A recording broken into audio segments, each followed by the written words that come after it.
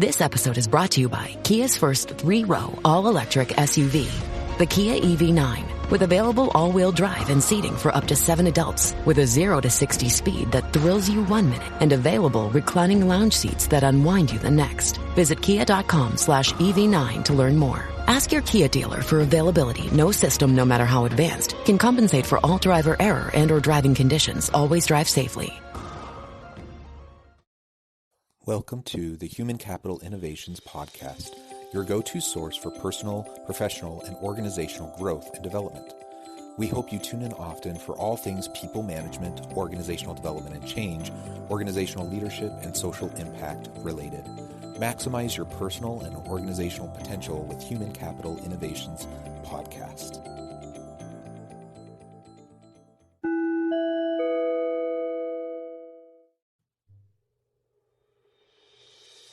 Welcome to the Human Capital Innovations Podcast. In this HCI podcast episode, I talk with Lane Kawaoka about the shifts in his career, starting in civil engineering and construction management, leaving the corporate grind, and ultimately getting into real estate and investment strategies to generate passive income streams.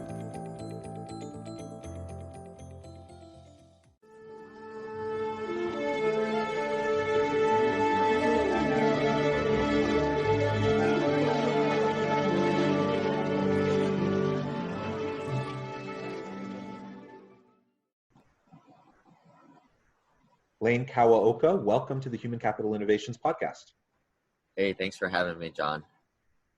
I'm really excited to have the chance to talk with you and for my listeners to have a little bit more experience listening to a leader, an entrepreneur who works in the arenas that you work. So I'm going to share in just a moment your bio so people have a little bit more of a sense for what you do. And today we're going to be talking about how your journey, your career has been shaped over time, and how you work with people and seek to help, both for yourself and for others to have meaning in their work and to find success. So that's really going to be the focus for today.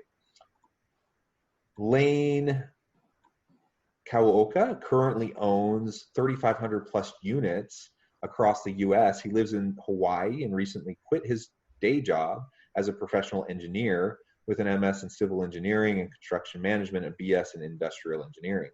Lane partners with investors who want to build their portfolio but are too busy to mess with tenants, toilets, and termites, as he puts it, by curating opportunities where his investors have personal access to him and know that Lane has personally put his money on the line too. Lane reverse engineers the wealth building strategies that the rich use to the middle class via the top 50 investing podcast, simplypassivecashflow.com. And Lane's mission is to help hardworking professionals out of the rat race, one free strategy call at a time. So again, welcome to the podcast, and anything else that you would like to add before we really dive on into the discussion today? Yeah, no, kind of start at the top. I like a lot of people was, kind of groomed to go to school, get a day job, and kind of follow what I call linear path. So that's what I did back in 2007. I graduated from the University of Washington with a bachelor's of industrial engineering, and I went to work for a large, I would say Fortune 500, Fortune 50 company as a construction supervisor, construction manager. And that was where, everybody has that first job that they don't like, right? But the reason why you don't like it is because you actually have to learn a lot of stuff, and it's hard, and they put you through the ringer. But that was my first job, was leading teams of union staff, working out in the fields, traveling workforce with guys 55, 60 years ages of older with 30 years of experience. So that was kind of how I was thrown into the fire my first go around. Yeah, awesome. And you really do have a unique kind of career trajectory and transition, civil engineering, construction management, and then into real estate, and your focus on trying to help others build wealth through some of your strategies. In our pre-interview preparation, you mentioned the story of how one of your team members died on the job, and how that was really one of the reasons that you ended up leaving corporate America. Would you mind sharing a little bit more about that story and explaining, what impact that had on you and why that was such a jarring moment that caused you to kind of reassess everything and make a new direction in your career? Yeah, so my first and second year on the job, I got put on this to manage this one crew. We traveled around 5 different states throughout the whole year. We got to know each other pretty well. And even though I'm their boss, you kind of bond with these guys. These are the guys you kind of go to war with every day. It is a pretty dangerous job when you're working construction, especially out there where there's nobody else around. No cell phone signal, no nothing, out in the woods. And a few years later, I had changed roles, got to be more of a project manager, got my office job, got out of the field where I have to wake up at 5:30 every morning to drive to the job briefing site. And a company email came out. This is a 40,000 employee company. That individual who was part of my small crew had passed away because of a work accident. I guess what had happened, he was walking along, and then something hit this thing, and it hit him, and it was unfortunate. And the company it wasn't about the person. It was say, well, this particular rule was violated, which is like always be alert and attentive. And I'm like, what kind of BS is that, right? Somebody died and they're trying to make it as an example for the rules of some stupid thing about being alert and attentive. And that kind of leads into my other part of my story, where I started to buy rental properties throughout this time. At the time, I only had a few of them, but I quickly saw how each rental property brought me a few $1,000s of passive income every month, or a few $100s of passive income per property. And I wasn't there yet to replace my income, but the light was at the end of the tunnel. And this was all happening at the same time, where I realized how working in a large company, it's very dehumanizing, and you're just a number. And I saw this as my ticket outside of this world, and it kind of motivated me even more to kind of go after it. Yeah, I mean, I just can't even imagine what that would be like, to wake up to that news.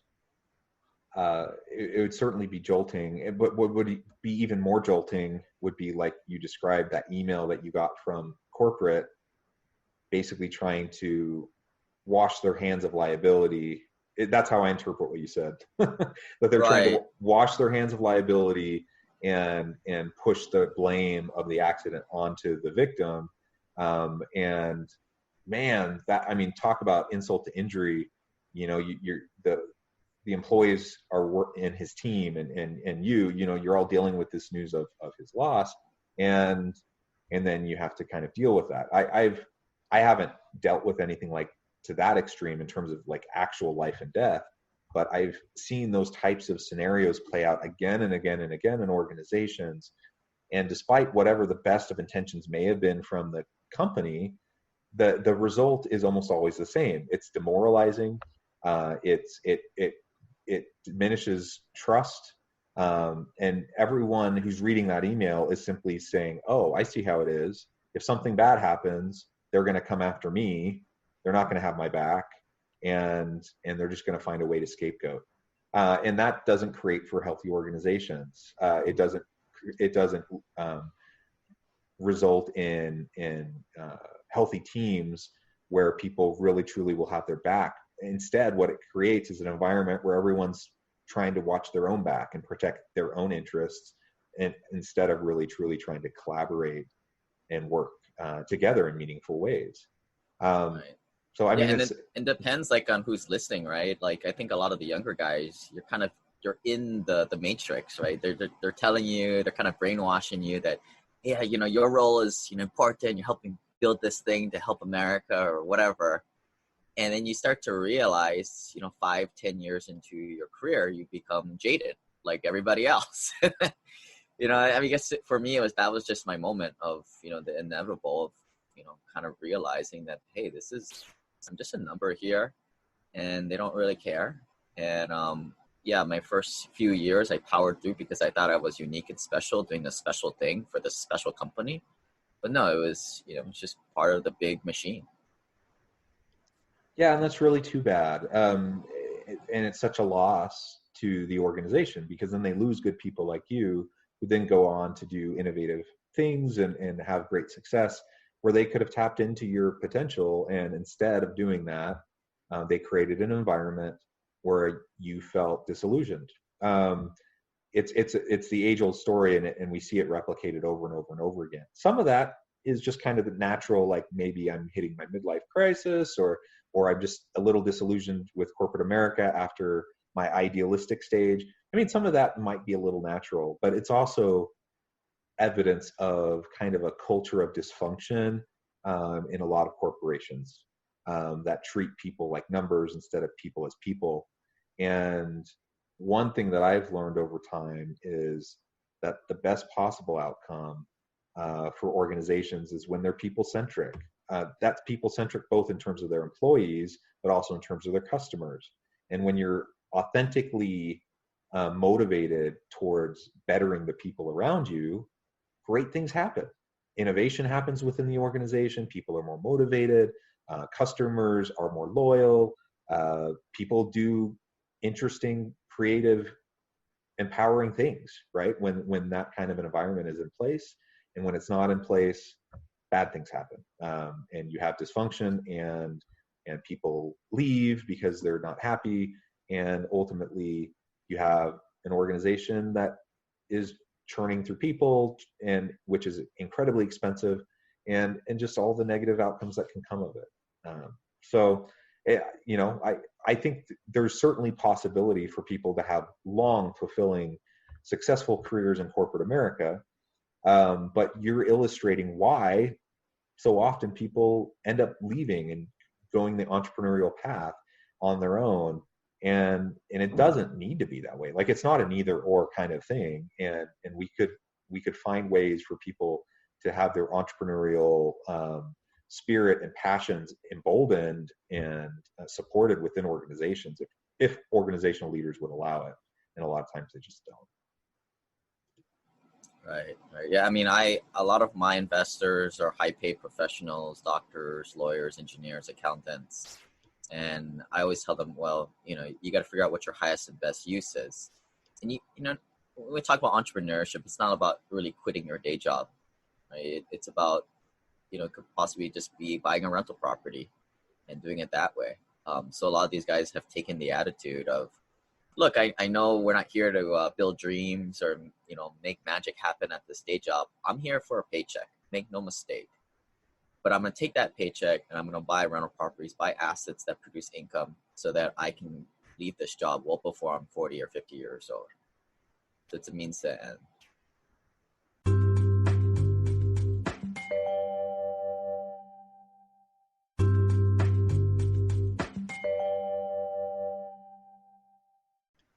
Yeah, and well, that's so interesting. So let's talk a little bit more about that and how you go about working with your clients to help them think through their wealth management strategies and help them to think about their life goals and mapping out what their current career looks like versus how they can do these entrepreneurial things, pursue their passion, or just create passive income. So could you tell us a little bit about your approach when you start meeting with a new client? Yeah. So, I mean, the first thing I do is trying to figure out, the three big resources are time, money, and knowledge, right? To real estate invest, you need money. If not, you got to go make money. You need money to invest. So most of my clients have good paying, they're high paid professionals. So they've got at least $20,000 to go buy $100,000 house. And that's really how I started. My first 5-7 years, I just bought a single family home one after another. And that was how I got my net worth up to a certain point, got to be more of a credit investor, but then started to invest in private placements and syndications. But, not to get too far ahead of ourselves. It all starts with buying a rental property, and that's how you learn. And that's kind of how you get into the whole mindset of, buying assets that produce more income for you. And, it's not a get rich quick thing, but after about 4 or 5 years of buying a few rental properties, you start to realize like, hey, I just created like a third paycheck for myself a year, and how I can, there's a path forward that's not going to take 20, 30 years, 40 years, like the normal, like wealth building dogma out there. And that's really why, you kind of mentioned it earlier, right? Companies, they try and figure out a way to motivate you to find your calling or your passion so that you're empowered to do something bigger for the company. But for me, the thing that really got me motivated was I just saw like people like my parents, they had doctors, they had a doctorate and a master's degree, yet they were stuck at this day job for 30, 40 years. They're very frugal with their money, yet they just put it into, Wall Street investments like mutual funds, and which have huge fees. I mean, a lot of times, a third of the returns are taken out, despite the expense ratio being 0.1. It's actually way more than that. And that's, when you look at buying a rental property one year and then buying another one, you could quickly realize how you can be out of the rat race in less than 10 years. So to me, it just didn't add up, right? And as I started to unravel it, there's this big, and there's definitely this red pill finance out there of doing it, this way. Yeah, and like you said, I mean, different people have different kind of life goals, and for you, this made sense to pursue this kind of an approach. And maybe early on in your career, you didn't even realize this was an option. So just laying out options for people.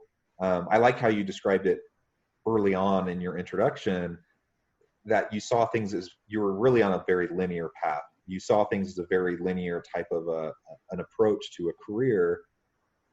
And that's certainly the traditional model, but that's not how it needs to be. Like, there's lots of different models. And ultimately each person, well, I'm a big believer in people being empowered to understand their options and then making informed choices about what is the best fit given their values and their ultimate life goals, right? And for some people that would mean they're going to choose a traditional corporate job, or they're going to go into higher education, or they're going to go work for the government, or they're going to be like a traditional serial entrepreneur, or they're going to invest. There's all these different paths. And ultimately, the most important thing is that people are making informed choices. They know what their options are, and then they find something that will be fulfilling for them and give them the opportunities that they're looking for, and not feel stuck in something that they just felt like they had to go into for whatever reason. And then the rest of their life, they're just kind of in that thing because they feel like it's too hard to reset. You did that reset fairly early in your career, and now you're on the path that you want to be on. Some people don't realize even that maybe that reset needs to happen, and they don't realize it till they're 50. And then what? At that point, you're a little bit, not necessarily locked in, but you're more locked in than you would be if you were younger. So I think people just having the opportunity to really think through these sorts of things, and then find something that will be fulfilling to you and map with your values is really, really important. Yeah, and kind of to say it in a different way, like, I mean, I don't want to sound like all altruistic.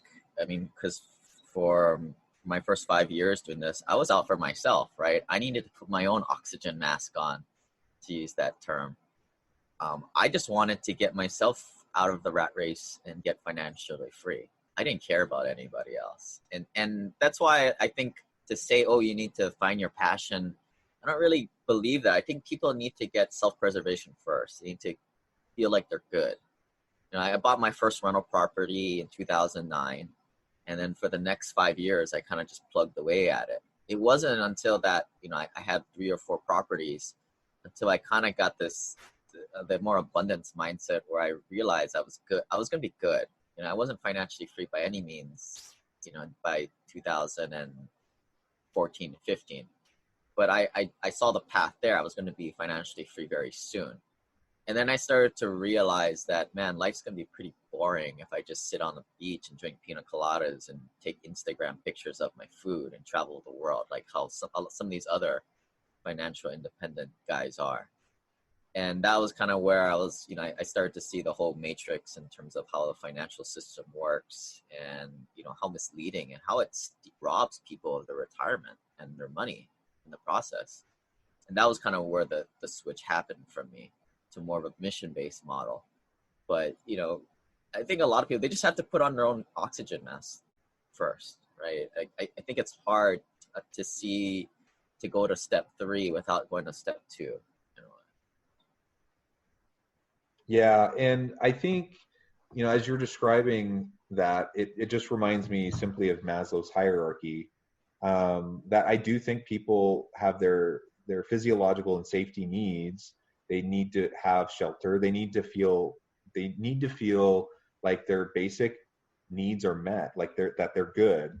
And until that's the case, it's getting to this point of talking about purpose, meaning, more altruistic, virtuous, reasons for why people do what they do. You don't ever get to that, if you're just worried about how you're going to live, day in and day out. And so I think everyone goes through life stages where they have to address some of those different types of stages, and make sure that their needs are met. So I think that's completely normal and something that we should definitely be thinking about. Maybe before we finish up, I was also just curious. So, you as a civil engineer and construction management, early in your career, you had project management responsibilities, construction supervisor responsibilities. I'm wondering how your experience in leading in that capacity compares to how you lead today in your current role. Yeah, so a lot of it comes from the culture of that first company I worked for, which is a very conservative, almost militaristic company. So some of the big things were, chain of command. Respect your chain of command. Do not go 2 levels above. You only talk to your supervisor. In fact, a lot of meetings we were instructed as the junior employees, do not speak at meetings unless you are called upon by your immediate supervisor. There's no room for idealistic employees. You work for one person that leads up on the pyramid. And today that really helps me, as we manage 3,500 plus units spread over, half a dozen states. We work through our property managers. We are the asset manager, but we work through our property managers, who are essentially our $30,000 to $60,000 a year employees, who work through the regional managers, who get paid a little bit more. We have a relationship with the boots on the ground, the property managers, but we respect their chain of command. They are employees of their siloed company, and we employ as a third party that company. So just respecting that, and we're all people here too, but respecting that chain of command, and I let people, I let that company do the way things they do, but I also have set out clear expectation and guidelines, and I manage those guidelines. I don't care how they get there. I'm hands off. But as soon as they start messing up, now I start to ask what is their processes and procedures and their timeline, so I can micromanage. So a lot of that came from, I didn't really have that kind of background. And for a lot of people saying, well, you think you wasted that time working for, those companies, you should have just done the real estate investing from the start. And as much as I joke around, yeah, that was a waste of time. As I think about it, there were a lot of lessons that came from the day job that I took in terms of leadership, and not only just their financial, the way they did their financials too, and held meetings and all type of stuff. Yeah, I think that's a really good just life lesson, that even when we have experiences in the past that perhaps we're frustrated with, why did I spend my time doing this? Now I'm doing this. Every experience can inform us if we're willing to learn from it, the good, the bad, and the ugly, right? And so even though you found a better trajectory for you, you can recognize now that you did learn a lot from that experience, and a lot of that can inform what you're doing today. I like how you focused on to the extent you're possible, you give autonomy. You provide those you work with to produce their outcomes. You don't really care how they do it as long as they do it, right? Outcome-based approaches to leading people, I think, is great because you give them autonomy, you allow them to develop their own creativity in solving problems and their own approach. And ultimately, I don't care the XYZ, how they do the process, as long as the outcome is good. And if they have an interesting way of doing it, it's different than what I do, but it still has the same outcome, then that's great. And when that doesn't happen, then you can step in, you can coach, you can mentor, you can provide feedback, you can help them learn a more effective process, but you still don't have to have such tight control all the time, which actually is harder work for you. It's easier to help develop an environment where people can be self-governing and self-leading over their own work to the extent possible, and then you as a leader can step in and help where needed. So I think those are some really great insights. It's really been great talking to you. I'm wondering if before we close, if you can just provide the listeners with a briefly share how they can get in touch with you. How can they get connected and learn more about what you're doing and reach out to you? Yeah, so back in 2016, I started my podcast, Simple Passive Cash Flow, found on Google's and iTunes and all the Stitchers. And I just started journaling what I was doing in terms of real estate investing. In the beginning, I was buying these turnkey rentals that are all fixed up, rehabbed, and with a tenant in place. But since then, since the next 200 or so podcasts, the story has kind of changed. But I think investors like they hear the good and the bad and kind of the story on, how I've kind of evolved as an investor. And, that's what I recommend for any investor out or any employee, right? Like, you may never leave the day job, but if you can put away, $5,000, $10,000, $20,000 to go buy a rental property, and then that pays you more money to go buy the next one quicker, that's the way you're out of the rat race to financial freedom. So my email is Lane@Simple Passive Cash Flow, and check out the podcasts. And if you guys take a look, listen to the first 12 podcasts, totally willing to get on the phone and just kind of seeing how I can help out. Awesome. Well, I'm super happy with the types of stories and concepts we've discussed today, and I really would encourage listeners to reach out and to have a dialogue with you if this is something that seems to be of interest, both from the investment standpoint, but also just from a different kind of career path, life trajectory kind of standpoint, and thinking about leadership in different ways across different types of contexts, I think is also helpful. So thank you again, Lane. It was a pleasure talking with you, and I wish you and all my listeners to have a great week. Thanks, guys.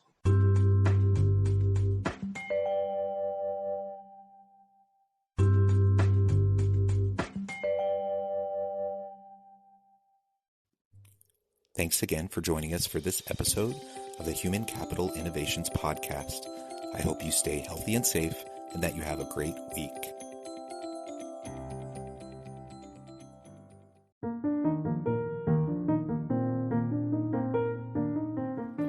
Check out our new weekly LinkedIn newsletter, Alchemizing Human Capital, exploring industry trends via original research and interviews with executives and thought leaders from across the globe. We look forward to having you join us.